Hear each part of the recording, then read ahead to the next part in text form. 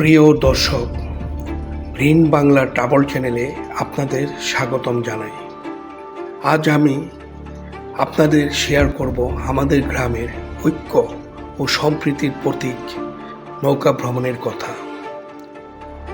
এই ভ্রমণের উদ্দেশ্য ছিল কেবল ঘুরে বেড়ানো নয়, এর মূল লক্ষ্য ছিল হিংসা, বিভাজন ও দলাদলির ঊর্ধ্বে উঠে আমরা যেন সবাই একসাথে চলতে পারি। সকাল 8টায় আমরা দড়িহাইলমারা গ্রামের মনির চেয়ারম্যান মেমোরিয়াল ফাউন্ডেশন থেকে যাত্রা শুরু করি। আমাদের সঙ্গী ছিলেন হাইলমারা ইউনিয়নের বিএনপি নেতাকর্মীরা। আমরা বহু মানুষ মিলেমিশে বেরিয়ে পড়ি মণিপুরা বাজারের মেঘনা ঘাটের দিকে। ওইখানে আমাদের জন্য বিশাল দুটি ইঞ্জিন চালিত নৌকা অপেক্ষা করছিল। ভ্রমণের আশায় তখন যেন আনন্দের জোয়ার বয়ে গেল আমাদের সকলের হৃদয়ে। ঘাটে আমরা মিলিতভাবে দোয়া ও মোনাজাত করি।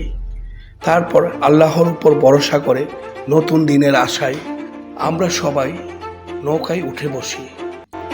নৌকা বাসে আর আমরা দেখি মেঘনা নদীর অসাধারণ সৌন্দর্য।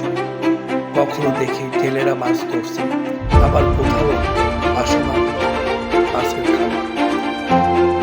নৌকার দুই পাশে দিয়ে বাতাসে দুলছে পানি, দূরে দেখা যাচ্ছে সবুজে ঘেরা গ্রামের প্রান্ত। এই এক অপূর্ব দৃশ্য। প্রায় 2 ঘন্টা পর আমরা পৌঁছাই বিবাড়িয়ার জেলার চর শিবপুর স্বপ্নদ্বীপে। সত্যি বলতে জায়গাটা নামের মধ্যে যেন একটা জাদু আছে। দ্বীপে পা রাখতেই প্রকৃতি যেন আমাদের আপন করে নেই। চারপাশে বেশ নীরবতা, কোথাও শহরের কোলাহল নেই। চরের এক পাশে দেখি একদল ভ্রমণে আসা তরুণেরা ফুটবল খেলছে। আমরা দলের সবাই এদিক ওদিক ছোটাছুটি করছে, কেউ সেলফি তুলছে, আবার কেউ ভিডিও বানাচ্ছে।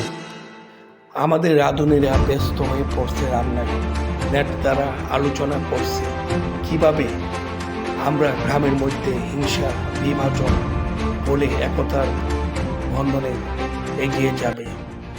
বিকেল গড়িয়ে যখন সন্ধ্যা নামে তখন আমরা ঘরে ফিরি, কিন্তু এই ভ্রমণের প্রতিটি মুহূর্ত হৃদয়ে গেঁথে যায়। এই নৌকা ভ্রমণ শুধু একটি আনন্দময় ভ্রমণ ছিল না, এটা ছিল একতার শিক্ষা, সম্প্রীতির বার্তা আর ভবিষ্যতের জন্য একসাথে পথ চলার অঙ্গীকার। আপনাদেরকে ধন্যবাদ।